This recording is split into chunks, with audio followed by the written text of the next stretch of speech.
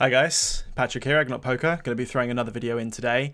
We're not going to be playing any gameplay today, so just a quick disclaimer, if anyone's interested in watching actual in-game footage today, I'm not going to be putting any up.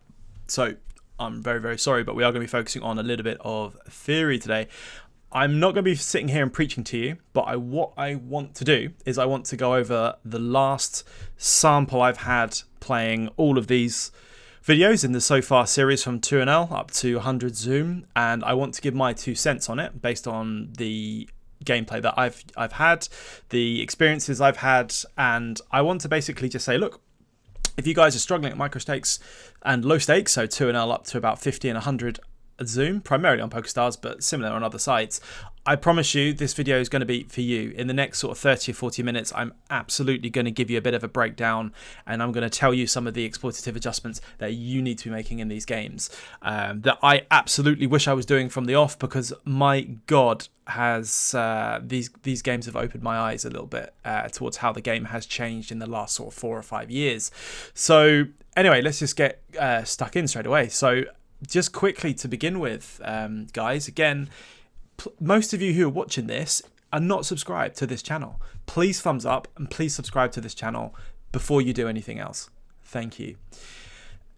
With micro stakes, to start with, 2NL, 5NL, 10NL, these games have changed, and these games have changed a lot. Like, don't get me wrong, you still got the same kind of crazy. You've got a few kind of maniac players, but still mostly tight recreational players, which is no different to how it's always been.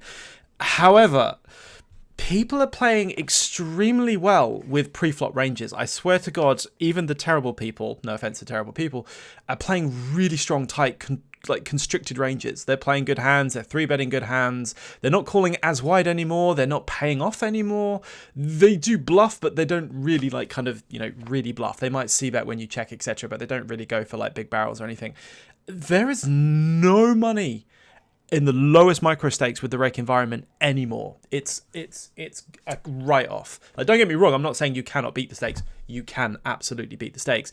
But what I'm saying is, with the rake and the type of player pools, especially PokerStars that has at the moment, 2NL up to say 10 or even 25, my God, it's just absolutely unbearable. I've been ranting already, but there are some absolute massive exploits that you need to have in your game if you even want to consider trying to not only break even, but even attempt a win rate. The games are brutal, but not brutal because they're difficult. They're brutal because people they're not interested anymore. People don't really do anything except have the nuts anymore, which, I mean, most of them had anyway before, but people are not really like, games are so stale. So anyway, I'm going to stop ranting and we're just going to start talking about some points. First of all, you need to seriously consider, if I just want to get this out of the way, disclaimer, if you're playing 2NL up to say 10NL, maybe 25, I would consider not doing so. If you're taking the game seriously. So, okay, if you're just playing the game and you're just having fun with the game and you're just pissing about, or you're just kind of messing about with the game, you enjoy it, whatever, who cares, go for it and enjoy the game. That is for you, that is your position, and that is your area to go and play and enjoy. Perfect.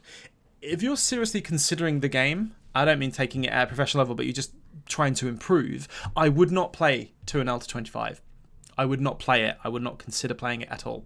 You're not going to get any practice in. You're not going to get any experience in. You're going to hurt yourself playing any kind of correct strategy. All you're going to do is you need to absolutely death exploit. And if you're learning like strategies that you're going to need when you start going up to like 50, 100, etc., and you take the game quite seriously, just go to work, save a bunch of money, get a good bankroll, deposit it, do a bit of studying, and play slow in one table and just practice against like people who actually want to start trying to play the game. Because these games have changed. These games have absolutely changed for the worse, and they're unbearable. They are unbearable. Really, really, really tough, but for the wrong reasons. You need to start considering what sites you're playing on. I mean, I love PokerStars, but I don't want to shit on PokerStars. No hate to PokerStars. But if you're thinking about playing cash games, it's really not probably the best place to be playing on. It's just there's no money there. There's no recreation. Even the recreationals are just tight fish. And it's kind of like, well, over a pretty decent sample, of all stakes over the last, like, I don't know, couple of months, just through these videos and a few other bits and bobs, just getting some data and playing.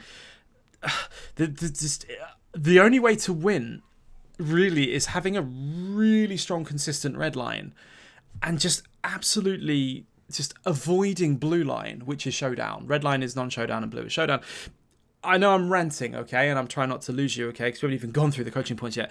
But you need to be in a mindset now where you're just consistently thinking about how to take pots down as bluffs and kind of just soft and underplay hands that should really be re-raises pre or should be raises post, just to keep your villains in. Just because your people are not really putting any money in unless they have it. They're not really thin value betting. They're just bluffing they're folding, or they think they're value betting, and that's it. There's one or the other. There's nothing in between anymore, and you would have to get to 100 NL before you even start seeing people like that. Honestly, it's crazy, really.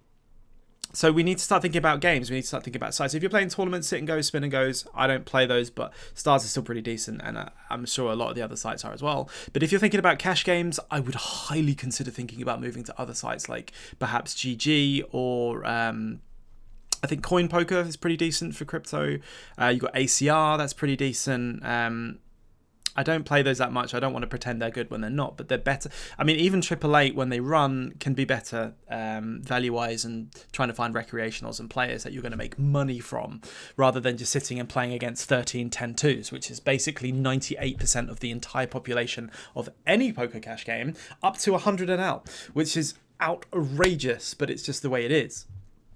So you need to seriously consider what sites are out there, what games are available, because if you're playing 2NL up to, say, 10NL or maybe 25NL Zoom Stars, I would just stop doing it. Even if you're beating it, if you're beating it, quit it and go and play a softer site and win more. If you're not winning, go to another site and start winning. Honestly, because the more you learn, this is for me, a lot of the concepts I learn are absolutely irrelevant. And if anything, absolutely hurt my game. Oh, I've got this and I have to call. No, you're wrong. Oh, I want to raise this to make him fold that. No, it doesn't work. No good. You just want value. You want to bet for value and get called and just move on. And it's really tough to do that consistently unless you want to put massive amounts of volume in and get called. And find a very, very small amount of the population that are even going to call your turn bets, because most people who get to the river just bottleneck with the nuts, basically, or close to the nuts, and soft play hands, and it's just unbearable. It's just really hard. I mean, and also the people who are winning, it's just not worth it. You may as well just go and play another game. Honestly, there are better places to play. If you're going to put that much time in, you may as well just play higher. Honestly, there's just no point in playing those games. Anyway, I digress. So moving forward, so yes, we're looking for different games. Yes, we're looking for better games. We're looking for better sites. If you're playing the low and mid stakes and you want to start, the micro stakes and low stakes, and you're considering getting better at the game, move up. If you're worried about the money and you're not sure, just play one table, play some regular tables, or play one Zoom table. Have plenty of buy-ins, 15, 20 buy-ins minimum behind you. Do some studying behind, either whether you're doing coaching, whether you're doing studying, whatever it is, watching YouTube videos, watching Muppets like me talk about a load of bollocks 24/7. But make sure you subscribe to them because they enjoy it. You need to seriously consider it because these games are just no good. They're really no good. Save up a bankroll, play a higher stake, and start playing the game from there. Do not play these micro stakes and try and learn the game because it's not going to work, okay? We need to start identifying, so actual theory, we actually need to start identifying player pools. So if we're playing, say, 2NL up to 10NL, so the micro stakes, yeah, if you play them regularly and you have to play them, and you just saying, no, I'm not playing any bigger than this is what I'm doing, fine. You absolutely need to start making notes, and you absolutely need to start looking at HUD stats. If you're playing volume, you will accumulate these pieces of information. You need to find out what the VPIP and PFR minimum is of your players. You need to start understanding what type of hand ranges they're opening, what times are hand ranges and how often they're folding.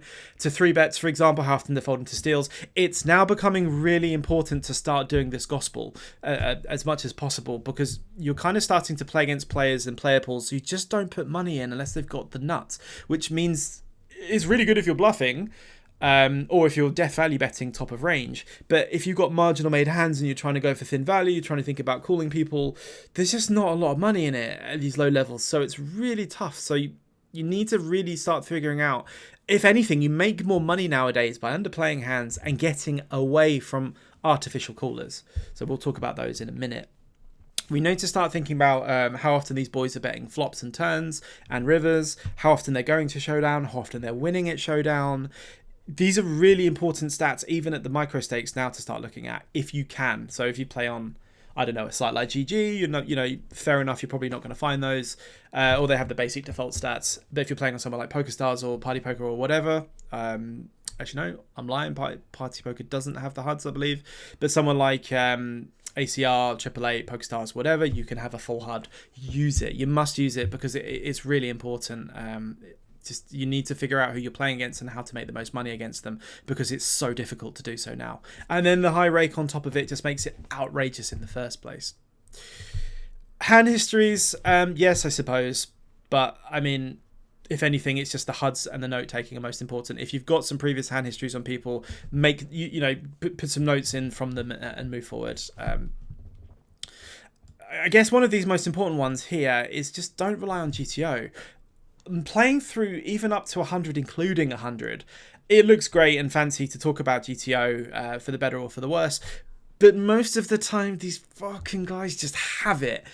So you need to be really, really careful about how much theoretical approach you are applying. If you're trickling down all the way down to 50 to 25 to 16 and below, it's just like exploit wins. Honestly, if you know the guy's a really tight player, you know the guy's only 4-betting with aces, kings, queens, ace, king, then why are you getting it in with tens and jacks and ace, king off? It now becomes a 3-bet fold, or it now becomes a call pre. These the way you're playing these hands has to change. The way you're playing and thinking about the game has to change. Okay, I know I'm sitting here just ranting and ranting and ranting, and if you're still with me, great. But these points are what are going to make you money. I promise you. Like, doing like really tough strategic plays are not going to make you money. Just being an exploitative player is going to make you the money. I promise you this, okay? You need to stop thinking about charts. You need to stop thinking about, this is what I'm going to make. These are the types of hand ranges I'm playing. I've been told to focus on RNG. I've been focused to talk about frequencies. I've been told to focus on like cooling down ranges. Fuck all of it. Excuse my language. Start thinking about exploitatively in a vacuum every hand. What can I do to make the most money? You need to start specifying what hands you're targeting. Forget range. Forget it. Think about player tendencies. Think about what types of players you're against. Think about what types of hands specifically you're targeting. Think about what types of range your opponents are betting, and what can you bin. What is it good enough to call with second pair with a straight blocker against most villains? No, it's not. So you need to consider turning them into bluffs or folding. Is it okay to start calling flops and turns with marginal top pairs? Against most players, it's now not correct. Even though it may be theoretically correct, it really isn't exploitatively. You need to, if you found a really good player who can have triple barrel bluffs, great, excellent, perfect. Have some good cooldowns with them, with top pair and so on. Against the rest of the population, it's not worth it because there is just no money in it. Like, again, honestly, I would just avoid these games and play higher. Start playing 50, start playing 100, or play regular tables and play softer sites. Because the rake's going to get you, and the player pools are just sitting there peddling nuts and just burning each other out. No one's putting any money in without the nuts. Not enough people are bluffing. If you're bluff catching and you're putting money in with hands that are supposed to call, but against population of dust, you're the fish. How shitty is that? So just in general, like, stop studying GTO. If you're going to play 25 an L, 10 an L, 5 an L, stop studying GTO, stop studying stuff, stop studying charts. You need to start thinking about just what your opponents are doing and how to make the most money from them, okay? I honestly, or just avoid the stake altogether. You need to start now. This is going to break my heart because this goes against GTO, this goes against strategic play, this goes against strategy, and it's horrible. But you need to start thinking about this. You need to start underplaying and soft playing pre-flop and post-flop against tighter, nittier opponents. So what I mean is, and I'm going to pop up a bit of an example here, is I've got this is just Card Player Calculator. What this is just a piece of software online where you can just pick up hands and put up percentages, a little bit like Equilab, but a bit more simple. So I'm talking about soft playing. So for example, if you've got a 6 max UTG open, who's only opening something like, I don't know, 9% of hands, 10% of hands, very, very tight opponent, So let's give him examples of hands. So he's got like ace queen off as an example. You know, he's going to have hands like pocket jacks. He's going to have probably hands like king jack suited. He's going to have hands like king 10 suited, maybe. Stuff like this. So these are the types of hands your villains are opening, right? UTG, as these tight knittier opponents. You need to be really, really careful with what your defending ranges look like. Like your flatting hands like king queen off, your 3-betting hands like ace 10 suited. I would seriously consider primarily shifting your 3-betting strategies towards having more flatting strategies, more linear, strong calls, and having more 3-bet polarized bluffs. So, for example, what I'm saying is, against all these really strong hand classes that your villains are generally opening, when you start having hands like king queen suited, you've got hands like ace jack suited, you've got hands like ace 7 suited. I would strongly consider having these as calls or folds. Calls with hands like king jack suited. King queen suited, ace jack suited, ace 7 suited. I mean, primarily we're like 3-betting against early positions, but I would consider having these as 3-bets or folds with hands like these king 5 suiteds, ace 7 suiteds. Don't flat these aren't particularly great flats. Have these as 3-bet bluffs, and then have these really strong connected hands, suited hands, as calls most of the time, because what you're going to be doing to counter these tighter players, so say for example they open hands like ace queen off or ace jack off, there you go, they open this, you 3-bet a good value hand as part of a 3-betting range, and they fold. Most of the time it's indifferent. It's good and bad with different spots. You could have king queen suited, great, they folded a better hand. You could have ace queen off, they fold, not great because you made them fold a worse hand.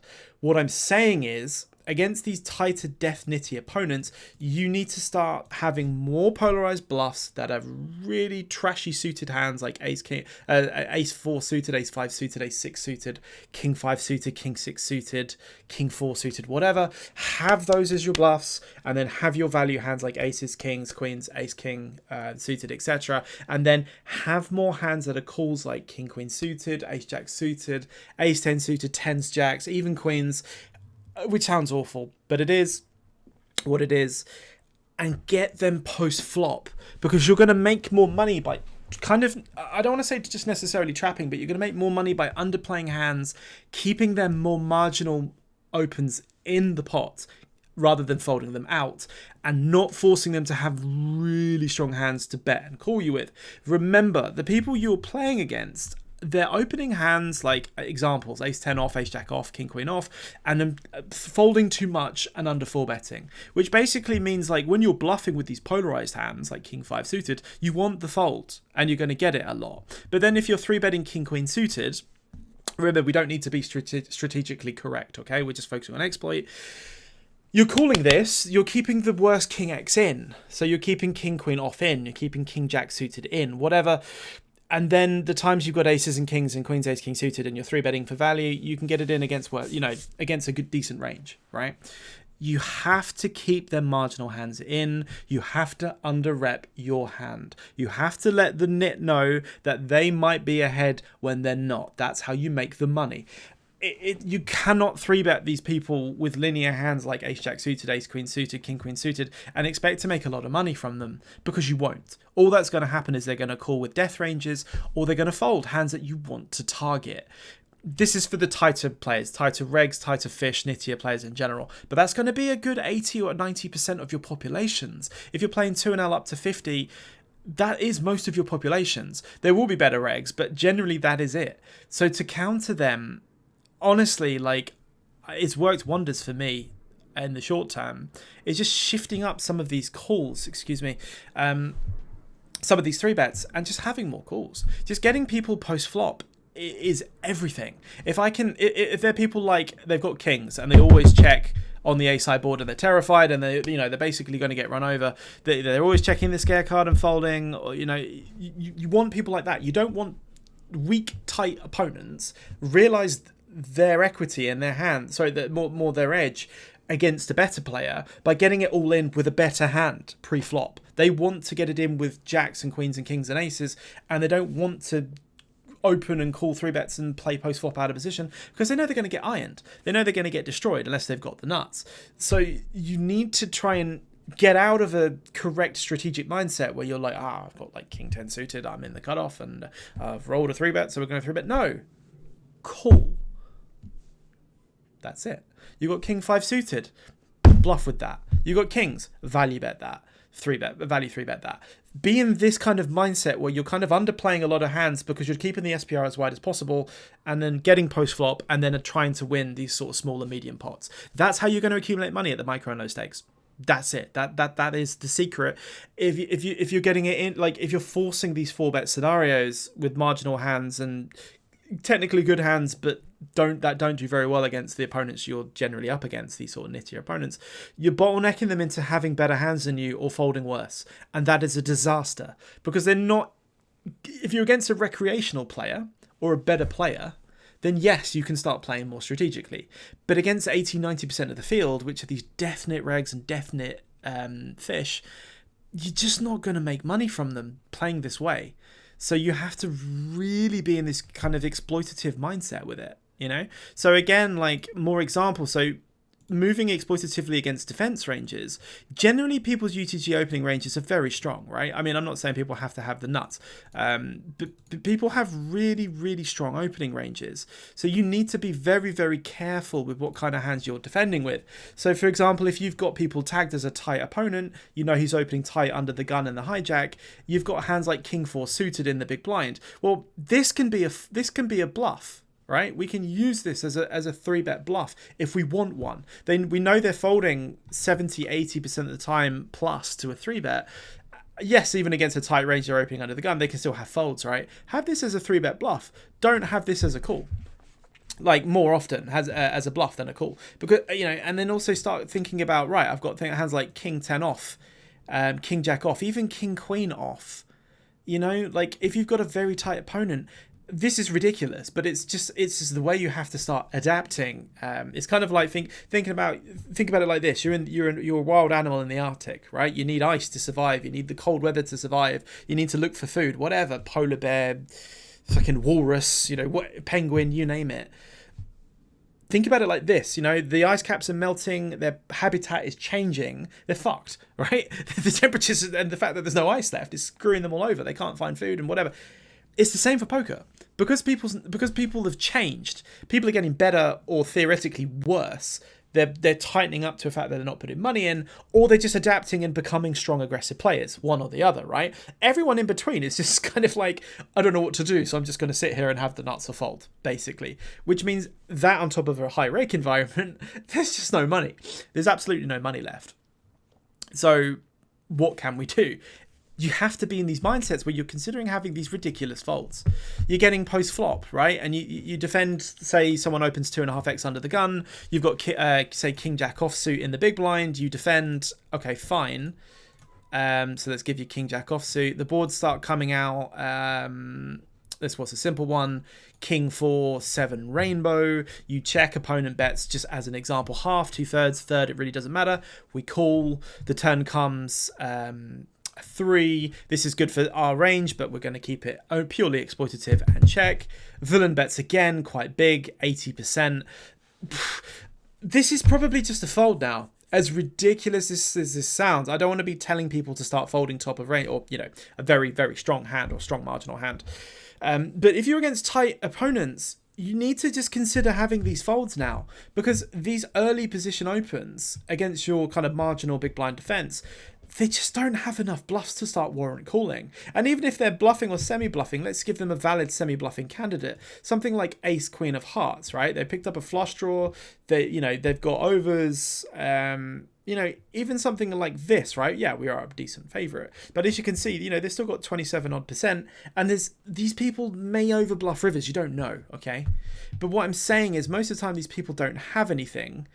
They kind of bet flop and check turn, or they kind of bet smaller on turn when they got marginal hands and they're kind of nervous and conscious, right? But when they have really good hands, they start shelling, and you need to be really careful that you don't sort of check call, just put a brick on the river, say a deuce, you check, and then they bet like 90% on the river, or they pot the river, you call, and you know, oh look, what a surprise, it's aces, or what a surprise, it's ace king, or what a surprise, it's kings, or it's sevens, or you know, whatever. People will have bluffs, and people will do things that are a bit crazy, but most of the time, I promise you, I think my red line has done this. It's just boom, boom, boom, boom, boom, boom, boom, and then my blue line has just gone dead. I cannot call people within value. I cannot call people with marginal hands. I cannot call people with top of range. I cannot get any value unless I absolutely fridge someone, like cold deck them. The only way to get any money is to start soft playing. So let's start thinking about other examples. So now we need to start thinking about someone opens any position, right? Let's just say whatever. Someone opens. Let's say hijack this time. There you go. They open in the hijack. This is the king is just their range. We're in the big blind. As an example, we're in the button, we're in the cutoff. It doesn't matter. You've got a hand like ace queen suited. You've got a hand like pocket tens. You've got a hand like ace king off. This is just like a general regular player at 10 and L, 25, 50 and L. I think, and this is awful to say, and it's gonna the computer's gonna murder me for it. You're probably gonna make more money by just having these as flats almost always, which is ridiculous. I don't want to go off and start telling people to start doing stupid shit like this, but it's just kind of what you have to do, because if you start underplaying hands pre-flop, you now keep in hands that you start dominating, and against people who kind of open and then fold too much pre-flop, they're just going to fold all of these hands, and it's really bad for you because they're opening and not defending appropriately, or they're opening too tight, which is bad for you, or they're going to value bet worse, which is good for you.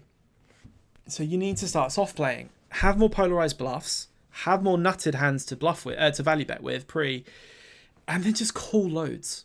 Honestly, it doesn't matter about people incentivized to squeeze you. It doesn't matter about, oh yeah, but if I just flat ace queen suited, Pat, you know, I'm not going to build the pot well enough to start stacking worse hands. People are not going to stack off with one fucking pair. People are not going to call a 3-bet with ace 10 suited and call to your bet shove. People are going to fucking fold. People fold everything. People don't want to call, so they might call one or maybe two and then fold it. Like, people are not interested.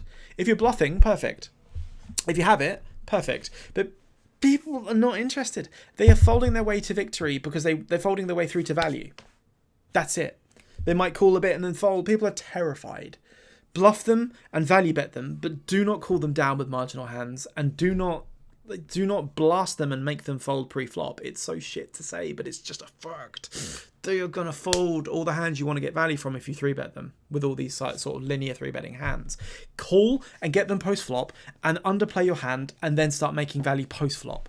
You're going to have to start getting in mindsets of winning small to medium pots, guys, because you're not going to win big pots. You only win big pots when you fridge someone, or when you've got a massive equity versus equity spot, or you're against a crazy fish that you may actually get value from.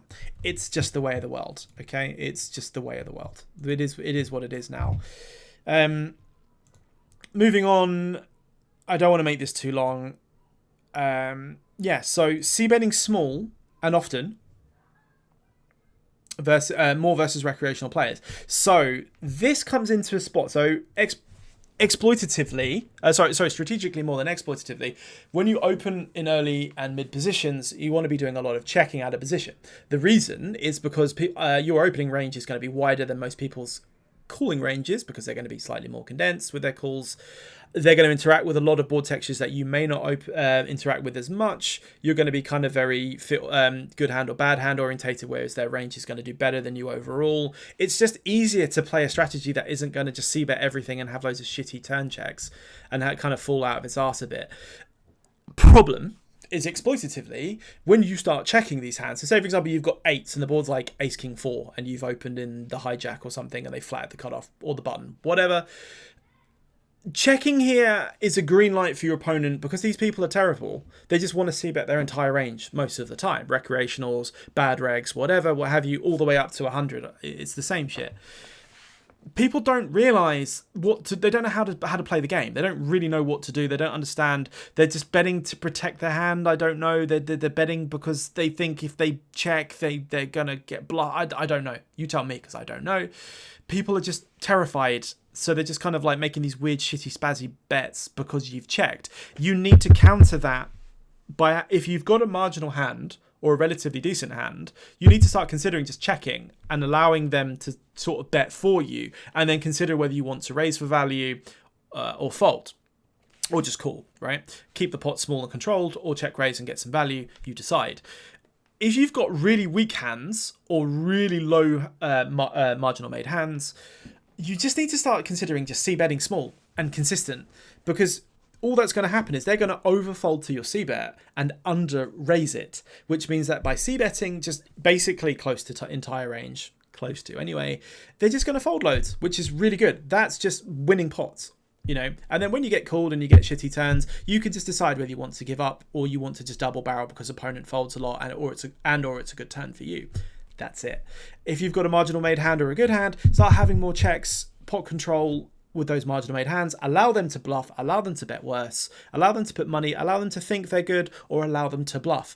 And then when you've got really good hands and you've decided to check sometimes, you can check call or check raise. It's up to you. But don't expect to start winning huge pots. You need to be in a small to medium pot mindset in order to beat and defeat tight, recreational and weak amateur player types. It's just the only way you're going to do it. Apart from fridging them, but I mean, Christ, anyone could fridge someone. Start checking more versus aggressive or better players, especially out of position. So this comes on the flip side. So when you start identifying, say for example, you're playing 100NL, 50NL, 25NL, and you're identifying people who actually are starting to at least consider playing the game properly, they're not just waiting for the nuts and just check folding everything else. You need to start considering having more of these checks so they don't start raising you correctly and sort of making you fold and putting you in tough spots. That's pretty much it. But again, that's so rare. I mean, Christ, even playing up to 100 Zoom, I start considering what the purpose of life is, because there's just no money in those games. Yes, they are beatable, but what's the purpose? What's the reason? If anything, I'm just playing better sites, playing higher against worse players just makes more money, right? So, whatever. Looking for excuses to bluff and turn marginal made hands into bluffs. This is really important and massive. If you want to even consider trying to win at micro stakes and mid stakes, you're not and low stakes, you're not trying to blast people off top pairs. You're not trying to blast people off really good hands. But what you are doing is, so you're getting into situations. Let's bring up the other document. So say, for example, I've got, let me clear this. What's a really good example? So I had a hand yesterday, actually, that was a good example, I suppose, is I was on the, what's a good one? Let's just say there was an early to middle position open. Let's just give them an ace. There you go. That's their range. And we defend in the big blind with something like king, queen offsuit. There you go. The flop comes something like, what's a really good example? Let's go with top pair. And then a brick. We check. They bet quite big. We call. The turn comes, I don't know, something like, no, I think it was another brick. We check. They check back, and then the river's an ace. We check the river, and now they bet like something like 60%, 2/3, something like that. This is a spot where you need to identify. You don't really want to, I mean, against a good opponent, you have to start really thinking about having calls here, because if you're folding this, you're folding way too much.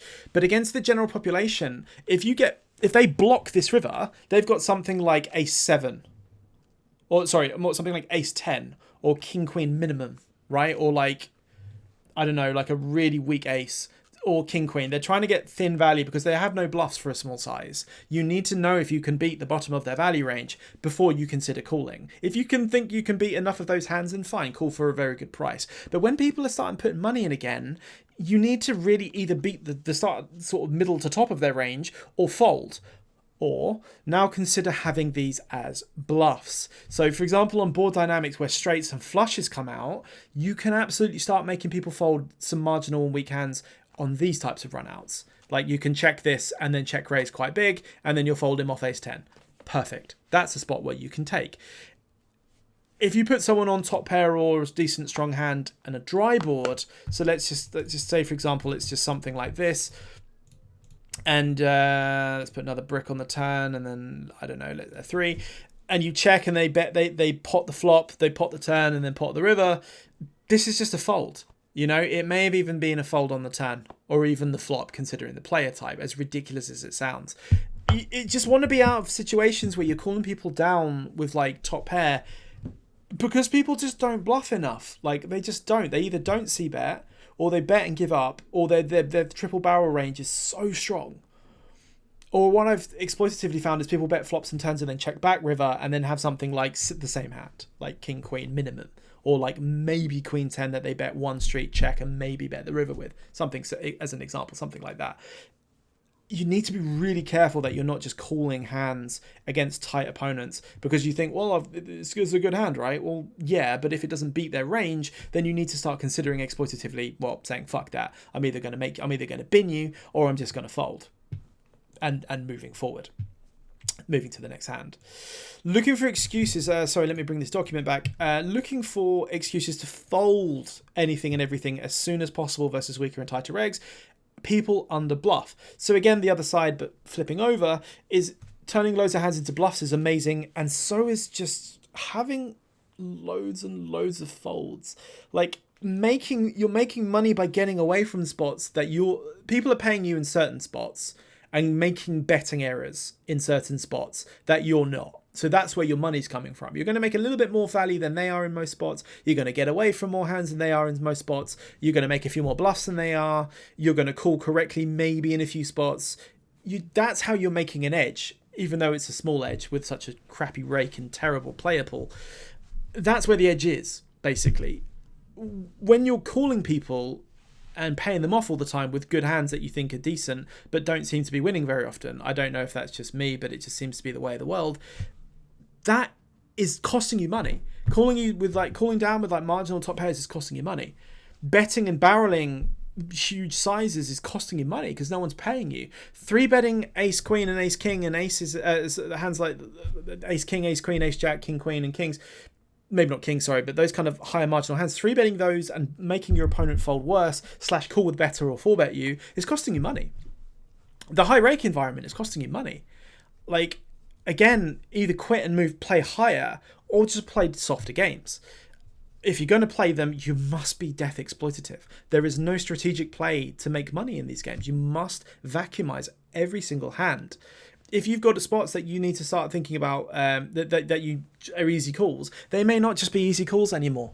If you're not sure and you don't know the opponent, you've got a decent hand, call, and then start making notes when they start showing you the better hands more often. It just has to be a mindset now. Post flop is the key. We've talked about this. It's just about getting people post. It's just about calling and getting to the end. If you've got a marginal made hand, you just need to be checking and folding a lot. If you've got a really weak hand, you need to be c-betting a lot. If you've got a good hand, you just need to be putting money in, considering soft playing pre-flop and potentially post-flop. If you've got sets, you've got top 2, you need to stop check raising. How stupid does it sound? But it's just the truth. If it's a dry board and you're check raising sets and top 2, people are just going to overfold in general. They're going to overfold everything, or they might call one and then they'll fold the turn, or they call the flop and the turn and then they fold the river. You don't get a lot of money, but what you do get a lot of money is just check calling flop and turn, checking river, allowing them to bet or bluff, and then raising the river and deceptively look look strong, but you can't stack people anymore with these hands. Like, if someone's got top 2 and you've got a set, you're going to get it anyway. So if someone's got ace king on an ace high board and you flop to set, you're going to get a lot of money anyway. So, you've got to put doubt in people's mind. You've got to give them the opportunity to think they're value betting worse hands correctly when they think they're ahead when they're not, and you've got to give people the opportunity to bluff, and you've got to give people the opportunity to stay in the pot with worse hands. That's how it is now.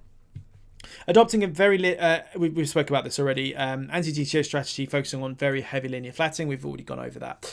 Upscale value sizes against recreational players, fish, whatever you want to say, and downscale value bet sizes against tighter and nittier opponents. So we've talked about this previously, but again, just very briefly, when you're against recreational players who are just bad, right, just generally weaker players, you need to start value betting quite big. You can't trap these people and you don't soft play against them. If they're opening 40% of hands, you need to be 3-betting ace jack suited because it's for value. They're going to call with worse. If you're against someone who's opening 12% of hands, then you need to be careful. when you're getting post-flop with the bad people, that's where you make the money. These are the old school players that you used to make the money from. They would open a7 off under the gun, call a 3-bet, flop a top pair, and start, probably leading or calling down with a shit top pair. And, they're not going to really figure out that, that was a bad beat. I had top pair. What can I do, right? Upscale value sizes, yes, and downscaling. So when you're against nittier, tighter opponents, whether they're recreationals or regulars, whatever, you need to start considering not having really big value sizes. It's really tilting to say that. It's just like start adopting sizes like 33% as a C-bet. I mean, that's most common anyway. And then turn sizes, you need to start thinking about having like more like half pots and 60%. And that, yes, that does incentivize them to call more and you get less value. It's not optimal. It does give them a better price on a call. But the thing is, if people are just folding to your sort of like 75% turn barrels, when you've got value, it's no good. Like, you need to keep them in with these marginal made hands more often. It's shitty to say it, but it's just something you need to do. And then finally, just a few mindset thoughts and things you need to start thinking about. If you think that people are they 3-bet me so much, what can I do? What do I do about it? Think about tightening up your general opening range and thinking about the enemies behind you, the villains behind you before you play. If you know you've got two really aggressive opponents behind you, whether they're good or bad, be careful about opening really wide. And then also consider having more 4-bets against them. I'm not going to sit here and talk about 4-bet strategy, but just generally, if you've got people who are playing correctly or just playing aggressive in general, you've got marginal hands that you're opening. Strategically, you should be 4-betting a lot to counter this. It's the best way to play. If you're at micro and low stakes, don't have 4-bet bluffs. Do not do it. Just either open tighter or just hold on with better marginal hands. If people are always showing you aces and kings pre-flop, so you've got people who are, say, 3-betting 5%, 3%, 4%, whatever, you 4-bet them with, say, I don't know, jacks, queens, ace, king. They shove on you, or they open, you 3-bet, they 4-bet you, and you've got queens and ace, king, or whatever. Start thinking about what their ranges are. If they've got 4% 3-bets, 2% 3-bets, their 4-bet percentage is like 1% or less. You need to stop stacking off with hands that are worse than kings, even kings. I mean, how ridiculous is it saying to you, think about maybe not getting it in with kings for 100 bigs. People don't get it in wide enough. So you need to actually start keeping their ranges in wider as well, which is just ridiculous, but it's now a consideration. If you're button versus small blind and a nit opens, you 3-bet with jacks, they min 4-bet you, is it just a call? Is it just a fold? You need to start thinking about it, because if people just have these ranges that are just nutted, it is exactly what it says on the tin. I have the nuts, please call me. And you stick it in with a worse hand and they just show you the better hand and they already told you they had the better hand with their 4-bet. You're the fish. And then finally, if they always have it, just start folding. Just get away from it. Just start getting away from spots, like just calling people down with top pair. Say, for example, you've got like 3rd pair and it goes like check, check on the flop, check, check on the turn, and then they bet really small on the river. You're probably just losing. People don't have protected checks. People don't have protected thin value sizes and value bets. They just have it. People c-bet way too often. Okay, so you can call c-bets like with more hands and potentially barrels from certain villain types. But most of the time when you're calling 3-bets, you're calling giant raises and then you're calling down with like marginal hands or top pairs, whatever, most of the time you're just screwed. So you need to think about it exploitatively. Get away from hands. It's the only way. Well done, guys. If you got here, honestly, these points are going to absolutely make you money and save you money. Small to medium pots, get away from loads of hands, thin value bet loads of hands, start considering having more calls and stop fucking paying people. Please like, subscribe, leave your comments in the channel. Thank you so much. Next one, we will do another content video where we're actually playing some gameplay. Exclusively, we're now on GG. See you in the next one.